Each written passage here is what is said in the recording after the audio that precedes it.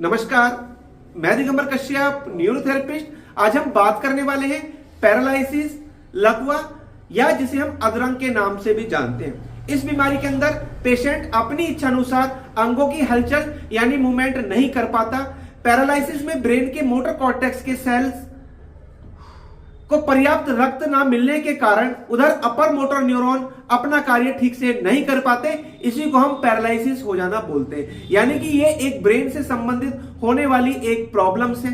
Paralysis होने के बहुत सारे कारण होते हैं। आर्टरी के बाहर क्लॉट के कारण, हेमाटोमा होने से, आर्टरी के अंदर क्लॉट के कारण इन्फार्क्ट होने से, या folic acid, thiamine, vitamin B12 या नियासिन की कमी से देखा जाता है कि पेशेंट को पैरालिसिस हो जाता है। पेशेंट को जब भी पैरालिसिस होगा ज्यादातर एक साइड में होता है, या तो लेफ्ट साइड में होता है या राइट साइड में होता है। हमारे ब्रेन के अंदर स्पीच एरिया है, यानी ये जो हमारा लेफ्ट साइड है, इधर हमारा स्पीच एरिया और मोटर कॉर्टेक्स दोनों बहुत पास पास होते हैं। अगर किसी को लेफ्ट साइड में अटैक आया तो उसके राइट साइड के अंग पैरालिसिस होते हैं और आवाज भी चली जाती है, क्योंकि इधर मोटर कॉर्टेक्स भी है और हमारा स्पीच एरिया भी है। जब अटैक लेफ्ट साइड होगा तो राइट साइड के अंग पैरालिसिस होंगे, साथ में स्पीच भी जाती है। अगर क्लॉट राइट साइड बनता है तो लेफ्ट साइड के अंग पैरालिसिस होते हैं, लेकिन इसमें आवाज नहीं जाती।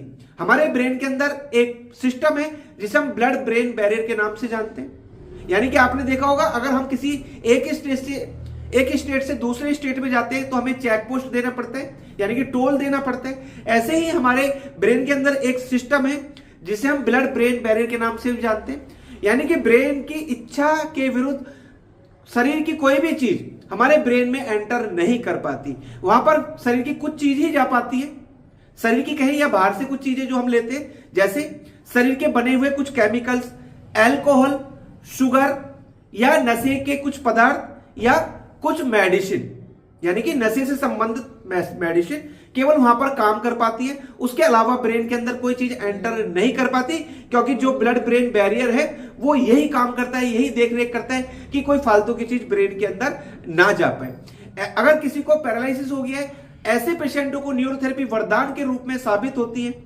चाहे डॉक्टर ने कुछ भी कहा हो, या डॉक्टर कई बार कहते हैं कि आप थेरेपी कराइए, मेडिसिन से इसका कोई इलाज नहीं है, तो दोस्तों थेरेपी तो जरूरी करानी पड़ती है। ऐसे लोगों के लिए न्यूरोथेरेपी वरदान साबित होती है।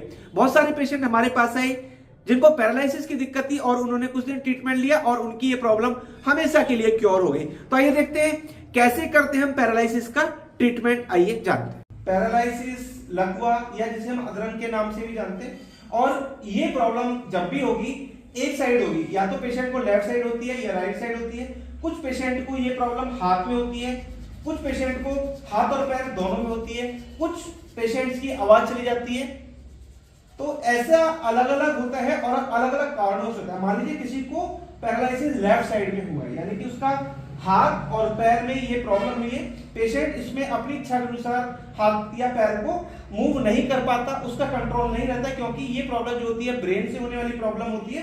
पेशेंट का बॉडी के ऊपर कंट्रोल नहीं रहता। उसके लिए फिजिकल ट्रीटमेंट हम क्या देते हैं वो हम देखते हैं। मान लीजिए किसी को हाथ में प्रॉब्लम हुई है, अपने अंगूठे उंगली को इस प्रकार से हमें क्लॉकवाइज करते जाते हैं, पूरे हाथ को ऊपर से नीचे, नीचे से ऊपर, इस प्रकार से हाथ को हम इस प्रकार से कर सकते हैं सीधा। फिर तरीका वही, ऊपर से नीचे, नीचे से ऊपर, पास पास पॉइंट बनाने हैं, इस प्रकार से मूव करता जाना। फिर पेशेंट के हाथ को पकड़ना, अपने हाथों की उंगलियों को इस प्रकार से रखना और कलाई के पास से हाथ को पकड़कर हाथ को मूव करना, इस प्रकार से, इस प्रकार से। ये फिजिकल पॉइंट होता है, इसमें काउंटिंग कम ज्यादा आप कर सकते हैं। इस प्रकार से आप ये ट्रीटमेंट कर सकते हैं। ऐसे ही पैर में, पूरे पैर को ऊपर से नीचे, नीचे से ऊपर, पास पास पॉइंट बनाने। जब हम ये क्रिया करते हैं तो ब्लड सर्कुलेशन को हम बढ़ा देते हैं, इस प्रकार से। फिर पेशेंट के पंजे को इस प्रकार से मूव करना, पैर को पकड़कर दोनों साइड्स में, राइट साइड में, लेफ्ट साइड में। फिर पैर को उठाना इस प्रकार से। ये फिजिकल पॉइंट है, इसमें जो आप जितना अच्छा कर सकते हैं वो आपको करना चाहिए। फिर पैर को मोड़ना सीधा, इस प्रकार से, इस प्रकार से।